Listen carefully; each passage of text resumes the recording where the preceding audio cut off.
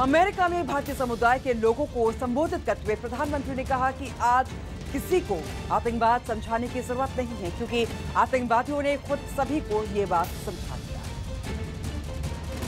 आज विश्व आतंकवाद से परेशान है। ये आतंकवाद मानव जात के ऊपर दुश्मन है। विश्व के कई देश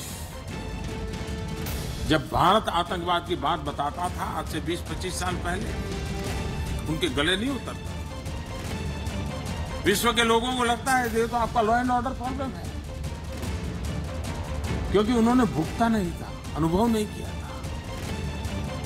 आज विश्व में किसी को टेररिज्म समझाना नहीं पड़ रहा है, टेररिस्टों ने समझा दिया है।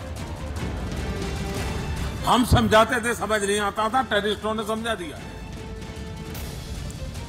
लेकिन जब हिंदुस्तान सर्जिकल स्ट्राइक करता है,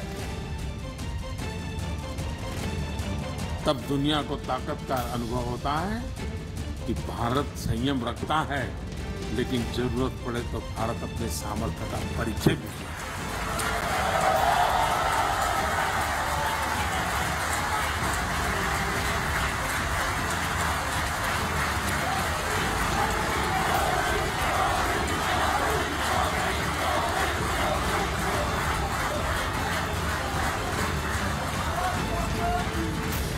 हम विश्व के कानूनों से बंधे हुए हैं, क्योंकि वो हमारे संस्कार है, हमारा स्वभाव है। हम वसुधैव कुटुंबकम की कल्पना ये सिर्फ थोथे शब्द नहीं है, ये हमारा चरित्र है, हमारा स्वभाव है। हम ग्लोबल ऑर्डर को तहस नहस कर करके अपना डंडा जमाने वाले देश नहीं है। हम दुनिया के नॉर्म्स का पालन करते हुए, इंटरनेशनल लॉ का पालन करते हुए, हमारी सॉवरेनिटी के लिए, हमारी सुरक्षा के लिए, हमारे जन सामान्य के सुख शांति और प्रगति के लिए कठोर से कठोर कदम उठाने का सामर्थ्य रखते हैं, और जब भी जरूरत पड़ी लेते रहे हैं, और दुनिया हमें कभी भी रोक नहीं सकती।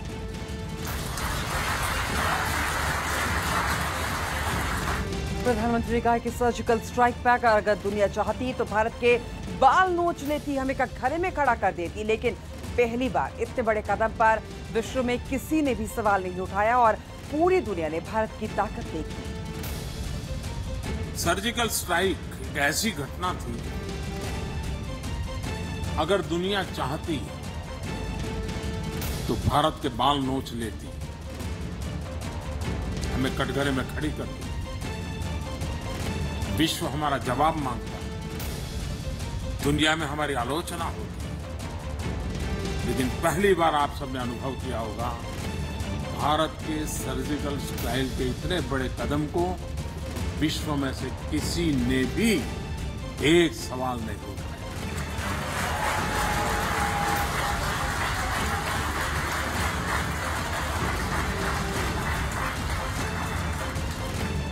जिनको भुगतना पड़ा उनकी बात अलग है।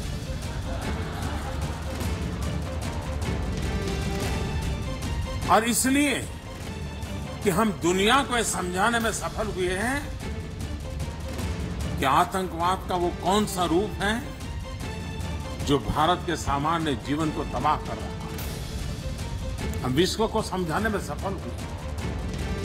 और अपनी सरकार के 3 साल पूरे होने पर प्रधानमंत्री ने कहा कि भारतीय लोगों को भ्रष्टाचार से सख्त नफरत है और सरकार बदलने के पीछे ये मुख्य वजह रही है। लेकिन एनडीए सरकार के 3 साल के कार्यकाल में भ्रष्टाचार का एक भी दाग नहीं लगा। मैं आपको विश्वास दिलाता हूं, पिछले कई वर्षों तक जो गति नहीं थी, उससे तेज गति से देश आज आगे बढ़ रहा है।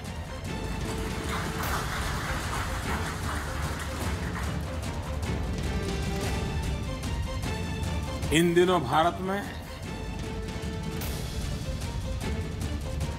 जिन विषयों को लेकर के सरकारें हमारे यहां बदनाम भी होती रही और बदलती भी रही, उसका कारण ये नहीं रहा कि किसी व्यक्ति को कुछ चाहिए था और मिला नहीं। असंतोष का कारण वो ज्यादा नहीं था। भारत का सामान्य मानवी और जैसे आप लोग हैं, इनहेरेंट संस्कार है संतोष का। ठीक है, चलो भाई, जवान बेटा भी मर जाएगा, बीमारी से मर जाएगा, तो भी माँ बाप आखिर कहेगा चलो भाई, ईश्वर की इच्छा होगी, शायद ईश्वर को प्यारा हो गया। ये मूलभूत हमारी सोचने की प्रकृति है। भारत में सरकारें बदली गई हैं, उसके मूल में एक प्रमुख कारण रहा है भ्रष्टाचार, बेईमानी। देश के सामान्य मानवी को नफरत है।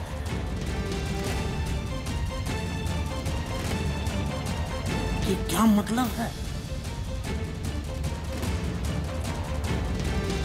मैं आज सर झुका करके बड़ी नम्रता से ये कहना चाहूंगा कि इस सरकार ने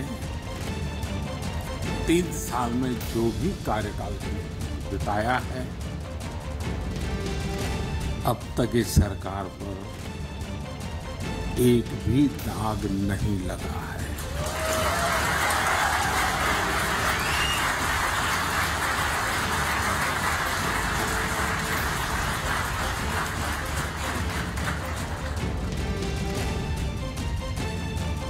और सरकार चलाने के तरीके में भी इनबिल्ट व्यवस्थाओं को ऐसा विकसित करने का प्रयास हो रहा है ताकि ईमानदारी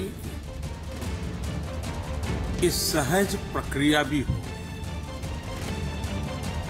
वरना ऐसा नहीं कि विजिलेंस बार बार करेंगे तभी ये चीजें चलती रहेंगी। टेक्नोलॉजी उसमें बहुत बड़ा रोल कर रही है। टेक्नोलॉजी से ट्रांसपेरेंसी आती है, लीडरशिप और गवर्नेंस के उसूलों के कारण इंटीग्रिटी आती है। विदेश मंत्रालय की तारीफ करते हुए प्रधानमंत्री ने कहा है कि पिछले 3 साल में विदेशों में फंसे 80,000 लोगों को वापस लाया गया और रात के 2 बजे भी विदेश मंत्रालय लोगों की परेशानी सुनने के लिए तैयार रहता है और लोग इस बदलाव से बेहद खुश हैं। अभी आपने देखा होगा, भारत की एक बच्ची मलेशिया में गई थी, किसी के परिचय में आई, भारत से पाकिस्तान चली गई, बहुत सपने लेकर के गई थी, लेकिन वहां की उसकी जिंदगी बर्बाद हो गई। मुसलमान बच्ची थी, उसको लगा पाकिस्तान जाऊंगी मेरी जिंदगी बहुत खुश हो जाएगी, फंस गई। तब उसने मन में तय किया कि मैं मौका देखते ही पाकिस्तान के अंदर जो हिंदुस्तान की एम्बेसी है वहां पहुंच जाऊंगी, मेरी जिंदगी सुरक्षित हो जाएगी। और उसने कैसे भी करके हिंदुस्तान की एम्बेसी की पहुंची, आज वो भारत लौट करके आई और हमारी सुषमा जी उसको ले गई।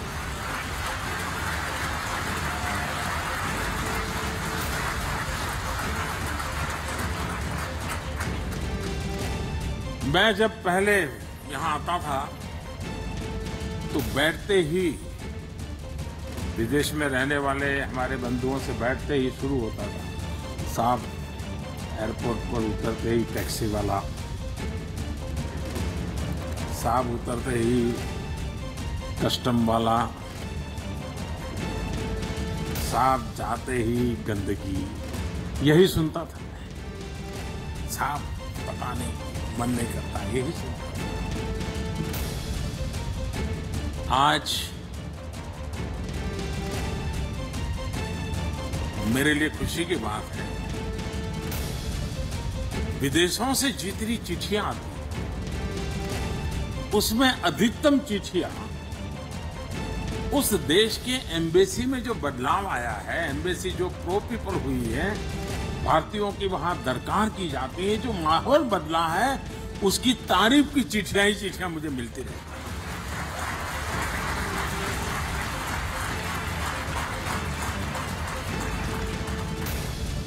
हमने नीतियों में बहुत बड़े परिवर्तन किए हैं।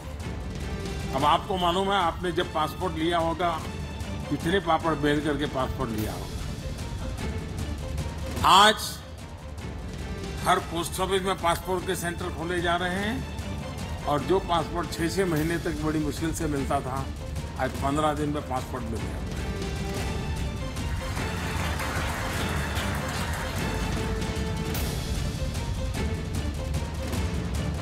सोशल मीडिया आजकल बहुत बड़ी ताकत रखता है। मैं भी सोशल मीडिया से काफी जुड़ा हुआ हूं।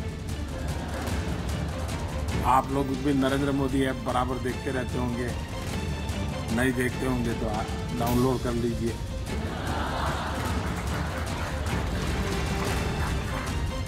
लेकिन सोशल मीडिया से किसी एक डिपार्टमेंट की ताकत कैसे बढ़ती है, वो अगर उत्तम से उत्तम किसी ने करके दिखाया है तो हमारे विदेश मंत्रालय ने और हमारे विदेश मंत्री सुषमा स्वराज जी ने करके दिखाया है।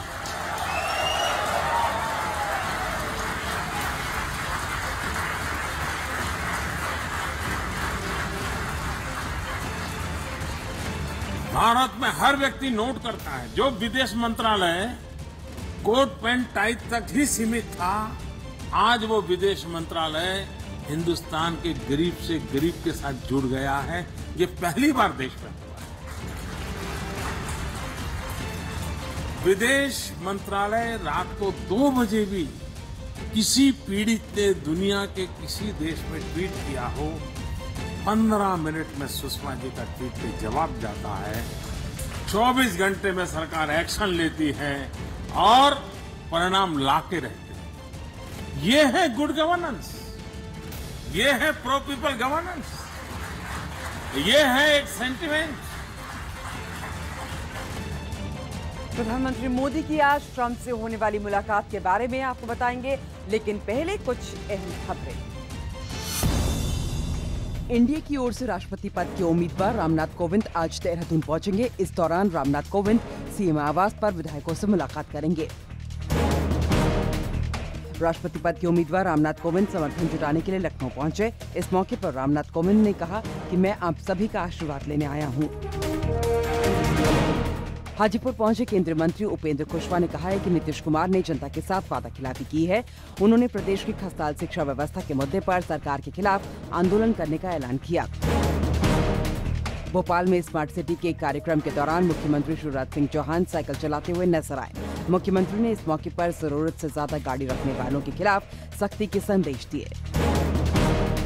जयपुर के एक सामुदायिक स्वास्थ्य केंद्र की लापरवाही की वजह से एक मरीज की मौत हो गई। जानकारी के मुताबिक फोन करने के 2 घंटे बाद भी 108 एम्बुलेंस मौके पर नहीं पहुंची। यूपी के बदायूं में कर्ज में डूबे किसान ने फांसी लगाकर खुदकुशी कर ली। बताया जा रहा है कि मृतक किसान बैंक के कर्ज के साथ फाइनेंस कंपनी के लोन को लेकर भी परेशान था। मध्य प्रदेश के टीकमगढ़ में इंसानियत को शर्मसार करने वाला एक मामला सामने आया है। पुलिस ने महिला के शव को हाथ ठेले से पोस्टमार्टम हाउस भिजवाया। तो आज प्रधानमंत्री मोदी की अमेरिकी राष्ट्रपति डोनाल्ड ट्रंप से मुलाकात होने वाली है। 3 दिन की अमेरिकी यात्रा पर आज प्रधानमंत्री मोदी के सम्मान में व्हाइट हाउस में डिनर का आयोजन हो रहा है। ये पहला मौका है जब ट्रंप प्रशासन में किसी प्रधानमंत्री के लिए डिनर रखा गया हो। भारतीय समय के मुताबिक ये मुलाकात देर रात 1 बजे होगी। ट्रंप के राष्ट्रपति बनने के बाद हालांकि प्रधानमंत्री मोदी उनसे 3 बार फोन पर बात कर चुके हैं, लेकिन दोनों नेता आमने सामने पहली बार मिलेंगे। चलिए आपको बताते हैं कि व्हाइट हाउस में आज का कार्यक्रम किस प्रकार रहने वाला है। भारतीय समय के मुताबिक रात करीब 1 बजे दोनों नेताओं के बीच बातचीत शुरू होगी। व्हाइट हाउस में करीब 5 घंटे तक ये कार्यक्रम चलेगा। बाद में दोनों देशों के प्रतिनिधिमंडल भी बात करेंगे। बातचीत के बाद मीडिया के लिए बयान जारी किया जाएगा। आखिर में डिनर का आयोजन होगा।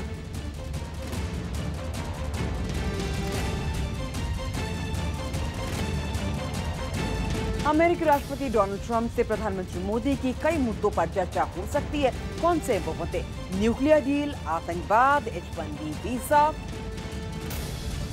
पर बातचीत हो सकती है। साथ ही साथ इंडिया प्रशांत क्षेत्र में रक्षा साझेदारी को लेकर भी चर्चा हो सकती है। वैश्विक सहयोग पर बात हो सकती है। कानून और ऊर्जा पर भी बात हो सकती है। प्रधानमंत्री मोदी ने वॉशिंगटन के होटल विलार्ड कॉन्टिनेंटल में दिग्गज कंपनियों के मुख्य कार्यकारी अधिकारियों के साथ गोलमेज बैठक की। पीएम प्रधानमंत्री मोदी ने न्यू इंडिया के लिए अमेरिकी निवेशकों और उद्योगपतियों को भारत में निवेश के लिए आमंत्रित किया। प्रधानमंत्री मोदी ने कहा कि भारत में निवेश से फायदा ही फायदा है। बैठक में प्रधानमंत्री मोदी ने जीएसटी को ऐतिहासिक बताते हुए कहा कि goods and services tax America के बिजनेस स्कूल्स के लिए स्टडी का विषय हो सकता है। प्रधानमंत्री मोदी ने 20 कंपनियों के सीईओ से कहा कि उनकी सरकार कामकाज को बेहतर बनाने के लिए 7,000 कानूनों में सुधार कर चुकी है। बैठक में Apple, Amazon, caterpillar, Johnson and Johnson, Google, Walmart जैसी टॉप अमेरिकी बहुराष्ट्रीय कंपनियों के सीईओ मौजूद थे।